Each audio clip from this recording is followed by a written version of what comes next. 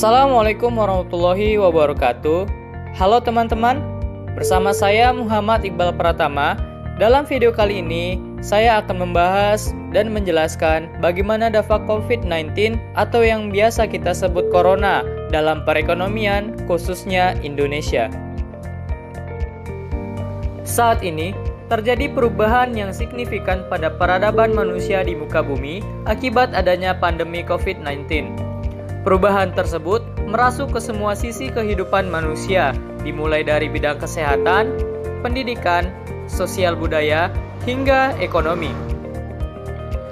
Salah satu masalah yang ditimbulkan yakni banyaknya dampak nilai tukar rupiah ke pasar keuangan Indonesia, seperti modal asing yang kabur dari Indonesia dan ditandai dengan indeks harga saham gabungan atau IHSG penutupannya berada di zona merah, sehingga nilai tukar rupiah yang makin merosot dan nilai tukar rupiah terhadap dolar melemah. Dan sektor yang paling berdampak yaitu pariwisata, perdagangan, dan investasi. Pemerintah tentunya tidak tinggal diam dalam mengatasi hal ini. Bersama dengan Bank Indonesia atau BI, Bank Indonesia melakukan operasi moneter dalam pengendalian uang giral dan likuiditas pasar uang dan perbankan. Sesuai mandat, Bank Indonesia mengendalikan inflasi dan menstabilkan nilai tukar rupiah, sejalan dengan pencapaian sasaran inflasi dan juga mendorong pertumbuhan ekonomi.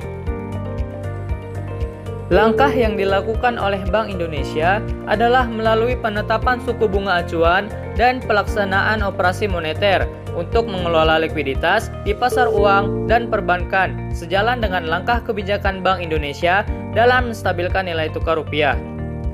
Pelaksanaan operasi moneter salah satunya dengan cara operasi moneter ekspansi dan operasi moneter kontraksi melalui transaksi repo dan underlying SBN atau surat berharga negara yang dimiliki. Dilansir dari berita1.com, merespon dampak virus corona, rapat Dewan Gubernur Bank Indonesia yang digelar pada tanggal 18-19 Maret 2020 lalu telah memutuskan untuk menurunkan BI 7-day reverse repo rate, suku bunga deposit facility, dan suku bunga lending facility. Dengan pelonggaran kebijakan moneter BI tersebut, harmonisasi dan stimulus fiskal yang bersifat counter-cyclical diperkirakan dapat membatasi potensi perlambatan ekonomi domestik lebih buruk lagi.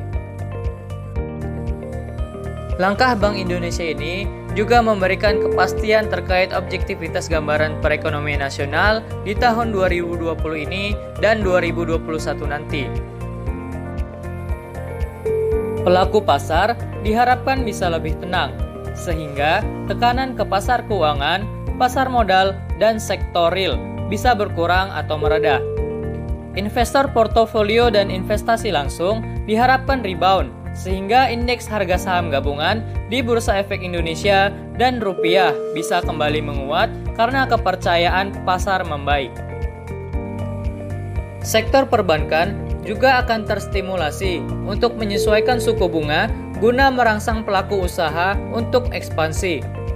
Tentu di sisi permintaan harus diperkuat melalui jalur kebijakan fiskal yang pro pertumbuhan atau counter cyclical policy untuk menggairahkan kegiatan investasi dan ekonomi, sehingga daya beli masyarakat terjaga, konsumsi rumah tangga tidak tergerus, belanja pemerintah membaik, dibarengi dengan investasi langsung yang juga membaik.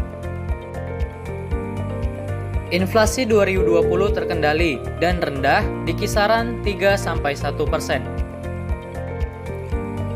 Berdasarkan hasil rilis BPS atau Badan Pusat Statistik, inflasi Indeks Harga Konsumen atau IHK pada April 2020 tercatat 0,08% atau sebesar 2,67%, lebih rendah dari perkiraan Bank Indonesia. Hal ini menunjukkan bahwa faktor rendahnya permintaan mulai membuat tekanan terhadap inflasi berkurang, yang dipengaruhi oleh langkah-langkah penanganan pandemi COVID-19 yang menyebabkan aktivitas manusia yang lebih rendah terkait pembatasan mobilitas, PSBB, dan lain sebagainya. Sekian penjelasan dari saya mengenai dampak COVID-19 terhadap perekonomian khususnya Indonesia dalam video ini. Saya Muhammad Iqbal Pratama, pamit undur diri. Jangan lupa like, komen, dan subscribe ya. Wassalamualaikum warahmatullahi wabarakatuh dan sampai jumpa.